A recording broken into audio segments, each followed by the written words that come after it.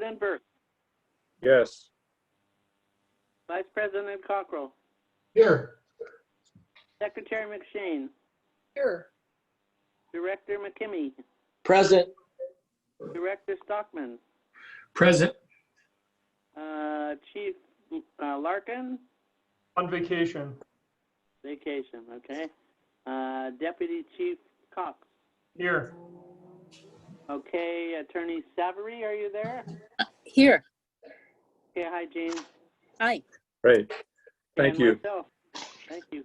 You know, in the past, I've not had the Pledge of Allegiance because the situation, the way we're handling the meetings, but I'd like to have the pledge this evening and the subsequent meeting when we're on Zoom. So if you would just join me, I pledge allegiance to the flag of the United States of America and to the republic for which it stands, one nation, under God, indivisible, with liberty and justice for all.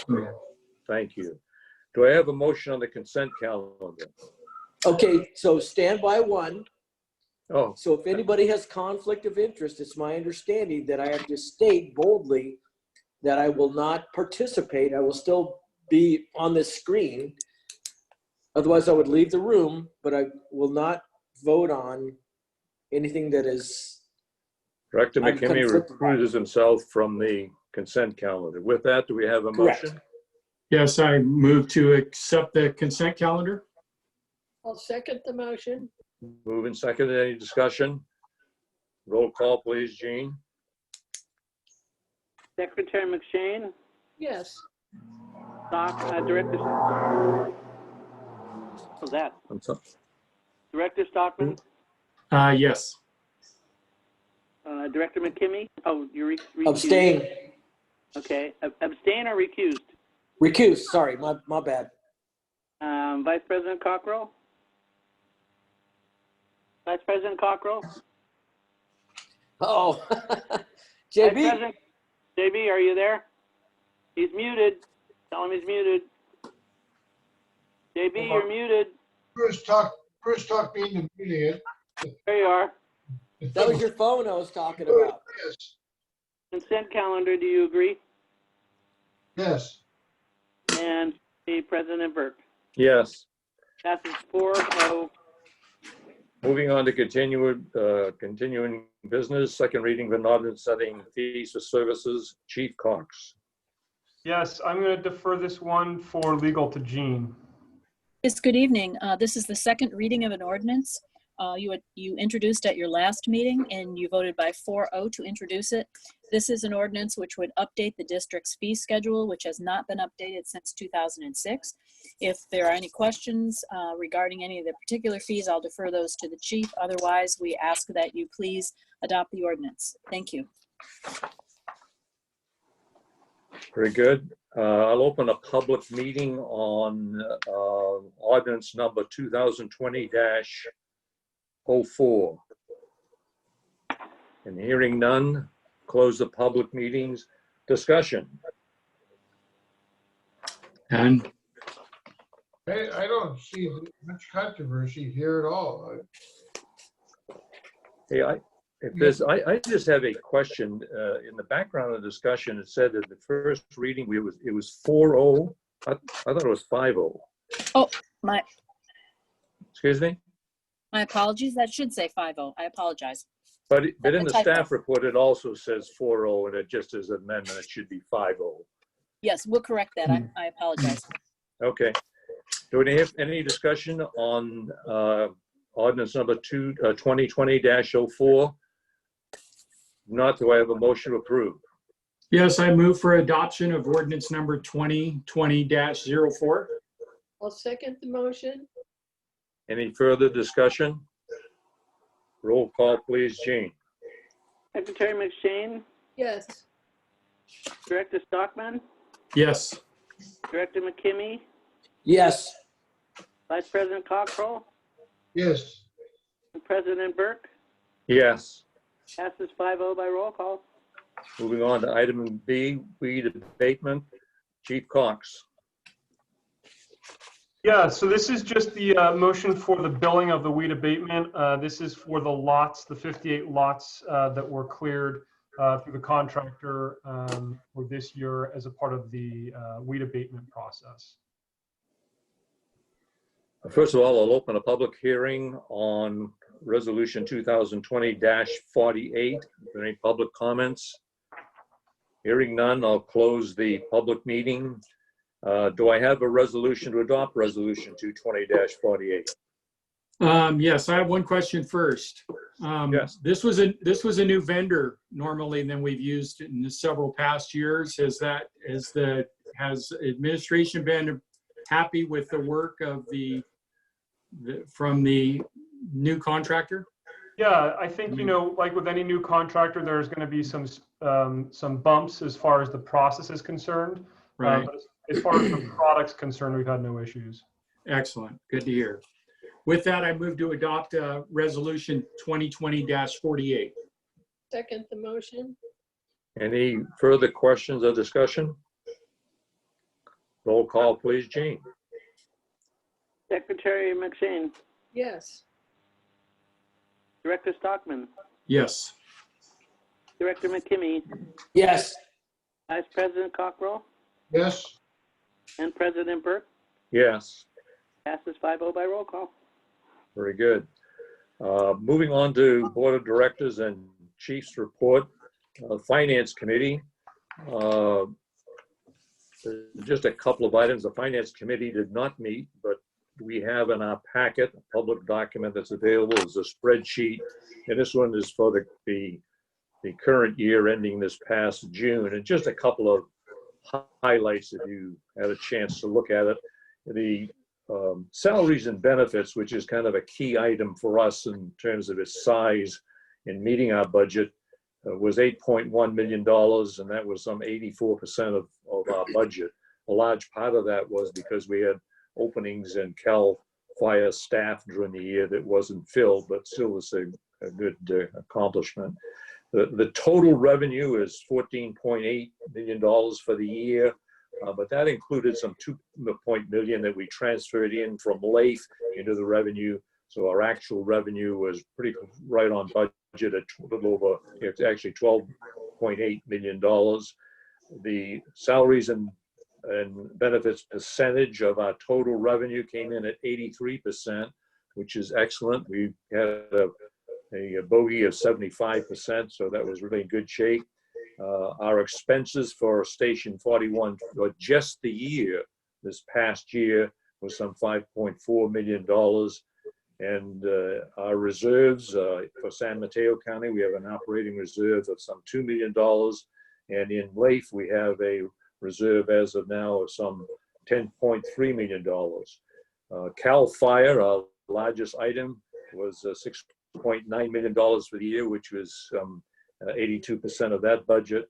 And Cal PERS, the other largest item, we came in with was $1.2 million. It was a 98% of budget. So all in all, a good numbers. And they're very almost exactly what we saw when we looked at the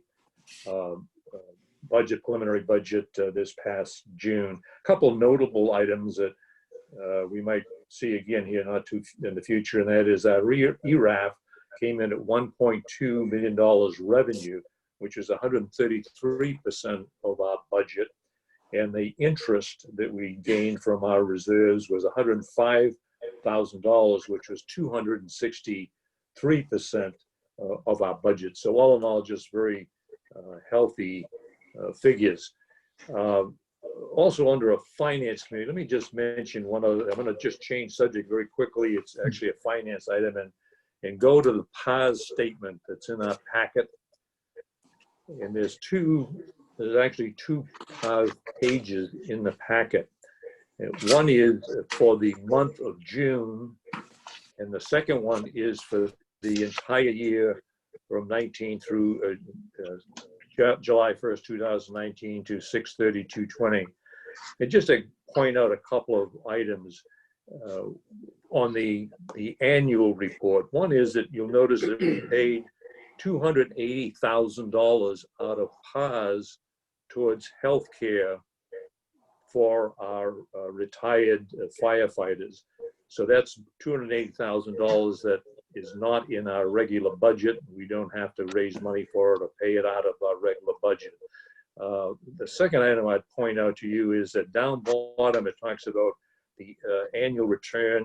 And we entered into the PAS program, I believe it was 2009. We didn't have all that much money into it, but we accumulated money over the years and started actually using PAS to pay for the healthcare. I believe it was in 2015. But you'll notice that the return from 2009 for the 10 years was some 8.1%. And the relevance of that is on the actuarial report that we had done for the healthcare and for PAS. It projected that we would hopefully get 6.2%. So we did much better than was planned. So that's just some information. Any question on the financial information? Or Jenny, did you have anything to add? Thank you, Mr. President. I saw that and I thought, wow, this is really a great group that's helping us with our financial investments. I'm really happy with them. Anything else? Any questions that? I've got a question, Gary. The question was, as you said, we established that goal of no more than 75% of revenue will be spent for staffing. Yes. You said we spent 83%, which 63. 63. Okay, that's pretty high. Okay, 63, which is indeed, wow. Okay. Yeah, and a lot of that, quite honestly, is again the fact that we had some vacancies in Cal Fire that helped dramatically on that. And secondly, we are not paying for healthcare directly out of our budget. It's being paid out of the PAS account. So, but it is, you know, if just one more item, if you remember, the 75% is an arbitrary number that was used just to give us some guidance so that we don't spend everything on salaries and benefits, and we have monies for equipment and engines and new stations and that type of thing. That's the only significance of it. Any further questions? Bruce? I predict next year that we're going to take a beating on ERAF, the tax theft that the school districts give to us, because they're hurting bad. So they're going to, I think next year we're going to take a beating over it. Just FYI, be ready. I agree, and I don't remember, but I believe Chief Cox, in our preliminary budget, you anticipated a reduction in that, did you not? Yeah, in our preliminary, we just kept it flat for the same as this last year for what we had budgeted as a revenue. I think the concern that we discussed is if they retroactively pull back the money from ERAF after they've made distributions on it. So for the final, we'll have to make a decision whether we want to include it or not as far as a budgeted item. Okay. Any other questions or comments on the financial report? No. Hearing none. Volunteer Committee report, Director Cockrell. No meeting, no report. Land and Structures Committee, Director Cockrell, Dr. Stockman. No, we haven't met. We're looking forward to tonight's closed session discussion. Okay. Special District Association, Director McKinney. No meeting, no report. ALS-JPA, Director McKinney. No meeting, no report. Emergency Preparedness, Director Stockman. Just a little bit of a quick update. Haven't obviously been attending. There have been no community meetings. I do keep up with Chief Cosgrave's reports on CERT, and there's some. I spoke last meeting about that they did away with the Coastside coordinator position from County OES, but within the city of Half Moon Bay, Corey Stoker is their emergency coordinator, and I see in Dave's notes that he has that the city of Half Moon Bay reached out to CERT, which is a good sign because that does need to be a strong relationship. I think that's a positive sign. They used them to do some of the COVID-19 testing on the Coastside. That CERT community, that emergency preparedness community, worked with a mix of people from the county. It looks like at the end of it, they decided to go a different direction, and testing now will be done through your primary care rather than through the county. That's what it reflects in these notes. So that's just the only points I have for that, is that when we moved through this, you know, there was great progress and great potential. And it's good to see the CERT community being active during this time and for local government to find a way to use them. So I take that as positive, and I take it a positive sign for the future when we move forward. And that's all I have to share. Thank you. Thank you, Steve. Attorney's report. Bruce, yeah, question? Not a question, but can we go back to land and structures for a moment? Please? Sure, please. Go ahead. Question, go ahead, President Bruce. Burke. I don't know if we want to talk about Station 41 at all, or we all know enough to maybe, do we need to have a closed session next meeting about it, or? I would like to ask Chief Cox in his report to kind of give us an update, Bruce, also. Copy that. And also, okay. All right. Good. Attorney's report? Nothing, thank you. Fire Chief report. Chief Cox, I believe I preempted you on the PAS stuff, but other than that, please No go on. problem. Yeah, no problem. I can adapt.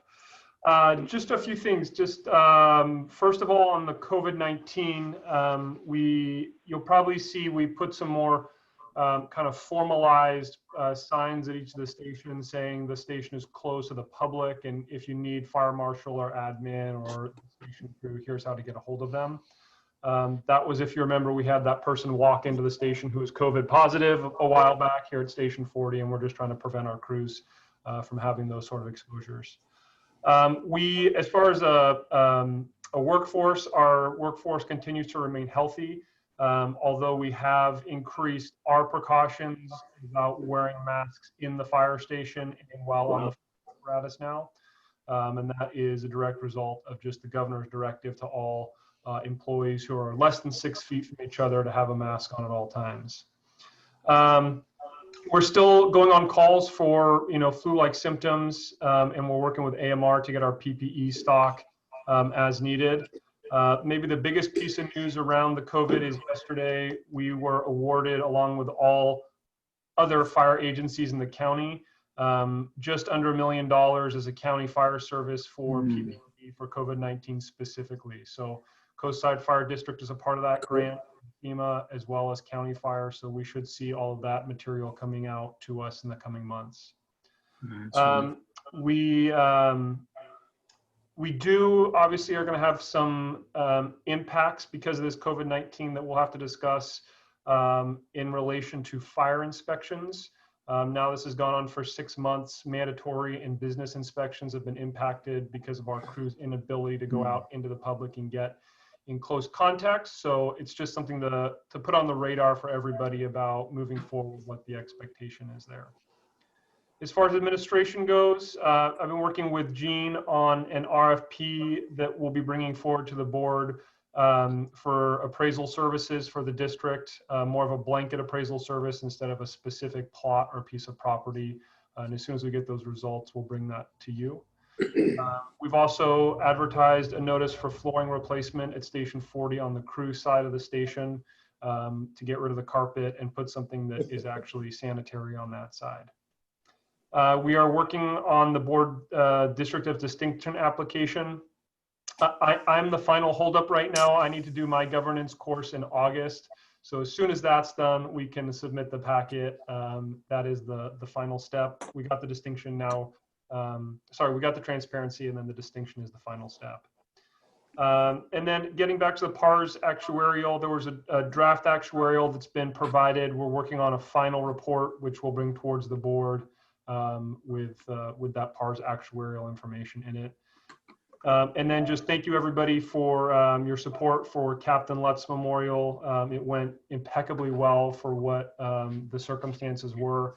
And obviously we'll work on getting that finalized kind of memorial for him inside the front entryway of the new Station 40. And it's basically going to be his helmet and his turnouts from Coastside that are in a glass case with a photo of him as well. So we'll get that. All right. I just wanted to make a comment on Dave Lutz Memorial. Sandy and I were there. And thank you for your kind words, Chief Cox. And I just say parenthetically, I've never seen firefighters in one place in my life, nor have I seen that much fire apparatus with all the departments that were represented. And what you guys did with Truck 17 and Truck 41, I thought really quite well. Thank you. Thank you for attending. I appreciate that. We are kind of pivoting a little bit here. We did finish 2 days of SSA interviews yesterday and today for that staff service analyst position. Speaking with the interviewers, we are going to make an offer on that position based on the last 2 days of interviews. So hopefully this time next month, I'll have the actual formal introduction for you for that individual. I will say we had a strong candidate pool with a lot of candidates applying for that spot. That's great. We also are waiting. We advertised the operations division chief's position. It closed last Friday, so I anticipate we'll have a viable list here in the next few weeks coming down to also bring forward. And then obviously we will be bringing in 1 additional fire captain into the district behind Captain Lutz to Station 41. As far as operations go, about normal for call volume. The only incident of significance was the structure fire on Harvard in Princeton that occurred this last month. We had Pacifica, San Mateo Consolidated. We also had a strong showing for volunteer firefighters, so it was a good experience for them to get in there. We obviously appreciate that. EMS training, we're still doing that online with our EMS trainer. And we are doing some smaller group trainings in person just with the precautions. As far as the facilities are concerned, maybe the big elephant in the room here is Station 41. For those of you who are unaware, we had a punch list walk with Jeff, Bruce, myself, and Chief Larkin and Chief Cosgrave. And it was 127 issues that were identified as needing to be resolved. I have been in contact a lot more often with Jeff since. The floor material is being changed. You'll see that that's going to be installed in the near future. And just working with Gene and Kai on the contractual side of the implications of all of these moving forward. At Station 44, we finished the competitive bid process for the removal of those trees in the back that are impeding the communications towers. If you remember, they're diseased and one has the potential to fall on the station, one has the potential to fall on the tower, and they need to be removed. The county agreed to waive the permit because of the fact that it was a critical infrastructure, and they documented that with us. And we also had our forester do a registered professional forestry letter of certification regarding the tree status. So we will be moving forward with that bid process to have those trees removed. And then at Station 40, the only new thing is we got an additional C-train container out on the concrete area for all of the CERT material so that they have somewhere and Dave can actually store his CERT material for access. Almost done with my list. Apparatus, we're still anticipating the delivery of those additional vehicles this fall. Engine 41 is getting some repairs made. If you've seen truck 41 in service, that's because we had some repairs on the engine. The volunteer uniforms, we've placed the orders for the patches, and Dave's just finalizing the uniform t-shirt, and we should have them in their new uniforms in the next couple months. And then just finally, the Zone Haven evacuation management platform. We're in the process right now of just building out all of our evacuation pre-plans in the district as far as places we want to send people, critical roads we want to keep open should a disaster strike. and also bringing forward at the fire chief and police chief level a joint countywide policy about kind of our understanding about how evacuations will work. So that's not going to happen quickly, but it's a very necessary project that we're working on. That's all I have. Happy to answer any questions. Questions? Questions to Chief Cox? Hi. Go ahead, Jenny. I went through Station 41 with Chief Larkin about a month or two ago, and I'm glad that someone kept track of all the punch items, because I did talk to Mr. President about them, and I was concerned because I saw a lot of things that needed to be done. Yep. Just quickly, I had an opportunity to go through the station with Bruce McKinney, and clearly there was a number of things that he pointed out that needed to be addressed, and it appears as though the chief and Bruce are actively pursuing that. It was very helpful in my case for Bruce to take me under his wing to give me that tour. More questions for Chief Cox? I have one, Chief. You quickly mentioned this FEMA grant. Would you go over that again? Yeah, so FEMA released about $100 million for first responder PPE, and all 12 fire agencies in the county got together as a collective group and put together our needs for firefighter PPE for COVID. The grant was submitted as one grant for the entire county. And we received word back that the grant was accepted, and we will all be getting the requested items that we individually put in for. And that's being administered through San Mateo Consolidated. They just got everybody's list together, and they were the applicant. But it trickles down to the fact that we'll get much more COVID PPE for our firefighters on the line here. Very good. And one other question on my side, and that is, what is the appraisal service that you referred to, Chief Cox?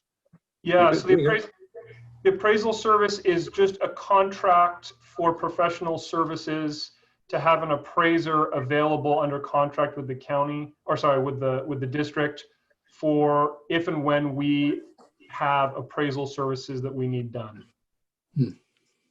But it isn't appraising property or related to property taxes. No, this is related to the old Station 41, for example. Oh, okay. All righty. I missed the point. Thank you. Any questions of Chief Cox?